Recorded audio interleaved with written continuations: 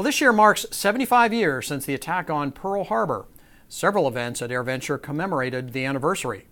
AOPA Live's Josh Cochran has a story of how a general aviation airplane that was flying over Pearl Harbor during the attack.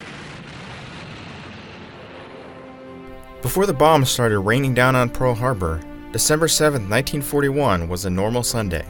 Flight instructor Cornelia Fort was teaching a student in the pattern over John Rogers Airfield in this 1941 Interstate Cadet.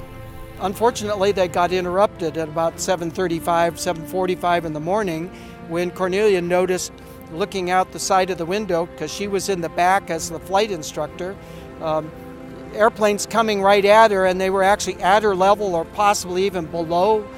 And of course, that was the Japanese Zeros and aircraft attacking Pearl Harbor. She was literally in the crosshairs of history. And so, but she safely got herself and her student down on the ground. They landed, ran for cover, got into the hangar in some sort of safety, at least at that point in time. And that literally was the beginning of World War II. After surviving the Pearl Harbor attack, Cornelia Fort went on to serve her country as a Women's Auxiliary Ferry Service pilot. The ferry pilots later joined the WASPs, or Women's Air Force Service Pilots. Sadly, Cornelia was killed in a mid-air collision. She was the first woman pilot to die in the line of duty for the U.S. military. Cornelia wasn't the only civilian pilot flying over Pearl Harbor on the day of the attacks. So we know that there were 7 or 8 other aircraft in the air that morning. And the first victims of the attack were actually civilians and getting shot at as the Zeros got to Pearl Harbor. So all 8 of those people took off as civilian aviators on a lovely Sunday morning just to have a lovely general aviation flight, some of them moving airplanes, that kind of stuff.